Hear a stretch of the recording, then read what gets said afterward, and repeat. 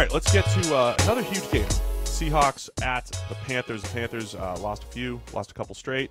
After I declared, what did I say? They're the worst, 6-2 team?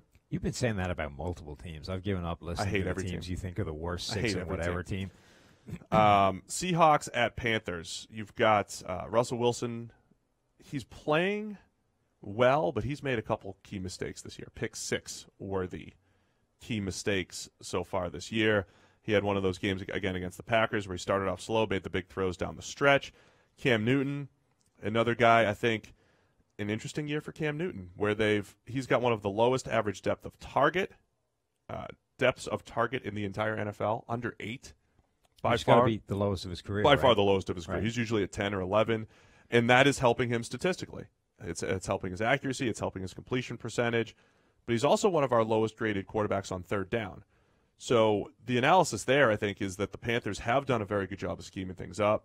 The DJ Moores and Christian McCaffreys of the world have finally, for the first time in Cam Newton's career, he has guys making him look better statistically than he's playing, which I think overall is a good thing, but you still want to see him play a little bit better on key downs, on third down, and as we said on the Monday podcast, he's not playing as well as his MVP season. It's really not that close. He's not playing close to his MVP season, despite what the stats say. Right, and that's the interesting thing is there are people that believe he is, which is fascinating because the statistics are actually quite similar. Like if you look at the box score stuff, again, the things we've been railing against, if you look at the stats, they are quite similar, the 2015 MVP season and 2018 this season.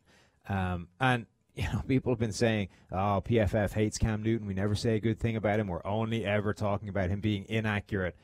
And that really isn't true because we were saying how great he was during that 2015 season. We were talking about him as an MVP candidate. By the end of the year, he ranked above Carson Palmer when you factor in the playoffs because Palmer turned up and had one of the worst playoff outings anybody's ever seen. He was hurt, but he also, Whereas Cam Newton played well in the playoffs, even though it didn't end the way you would like it to. So we ranked him higher by the end of the season in our 101, et cetera, et cetera.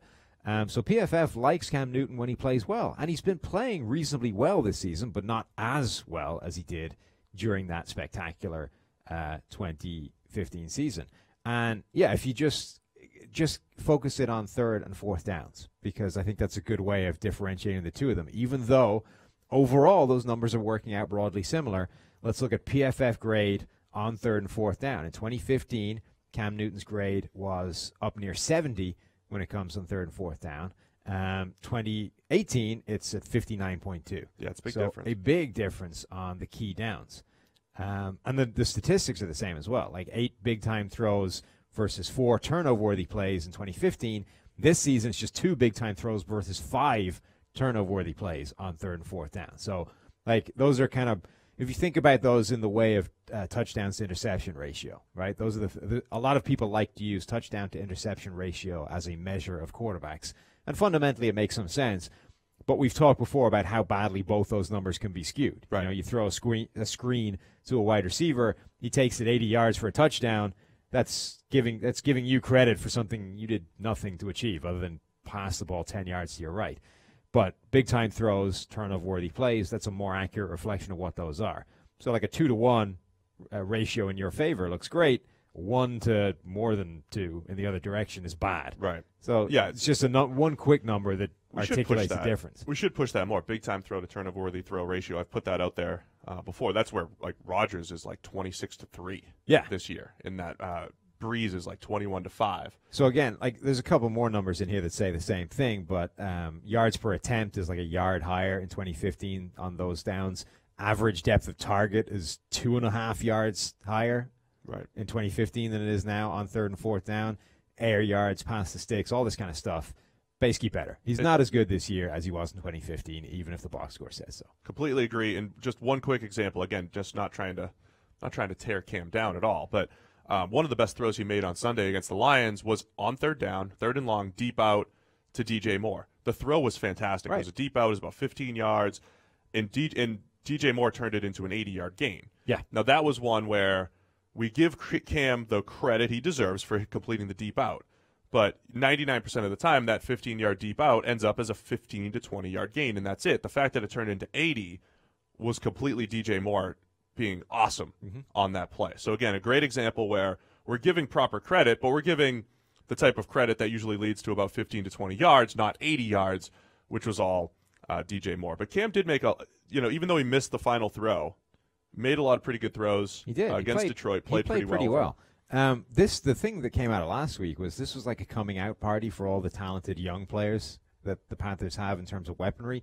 So DJ Moore, the best game of his career by a distance. Curtis Samuel was making a bunch of plays, which we haven't really seen that much of. Christian McCaffrey has been playing well all season, even if he didn't have a great game this time. But if they get all of those guys firing, like this is they've assembled this kind of really talented group of weapons that we just haven't seen consistently perform. They've been playing better this year, but if they could get all of them clicking at the same time, this Panthers offense would be really formidable. Seattle, I think, have started to show that they are better than their record has been belying. And again, it's this idea of they've had to play the Rams twice, and they've run them close twice, but they lost twice. We haven't discussed Rashad Penny yet. Okay. He's had some big games. He has. Looks pretty good. Rashad Penny's good. Like I'm not entirely sure why it took him so long to actually be, on the field. I think part of it is this idea of the biggest thing he had to work on coming out of college was pass protection, which was woeful. Right. And NFL teams hate putting a guy on the field if they can't trust him to pass block, particularly for running backs, because largely when you're asking them to do something, it's to pick up a free rushing blitz, and you need to know where it's coming from. And if you don't, the quarterback's getting killed. Yeah, it's more about the knowledge of where the blitz is coming from rather than can you block this right. linebacker. But it's a case of when you screw it up, there is a free rushing 250-pound linebacker coming right at your quarterback. Right. So, like, those are in the pantheon of risky plays to have. That's about as bad a screw-up as you can get. So teams hate putting running backs out there if they can't trust them to do that. And I think there's definitely part of that with Penny. For the rest of it, I don't understand why they weren't putting him out there to just get some carries early on, even in obvious rushing situations. But for whatever reason they weren't. Now they are, and he's making some plays. Yeah, this should be a pretty good game. Russell Wilson, I think, has to make some big plays in here, and he's had a lot of those good plays, and he's had those pick sixes. Like I said, he needs a good, clean game if Seattle's gonna pull this one off. Huge game as far as NFC playoff implications are. I think I'm going Carolina on this. Is that what I said? Yeah, we're both going Carolina and on again, this one. I don't like it. I don't like it at all.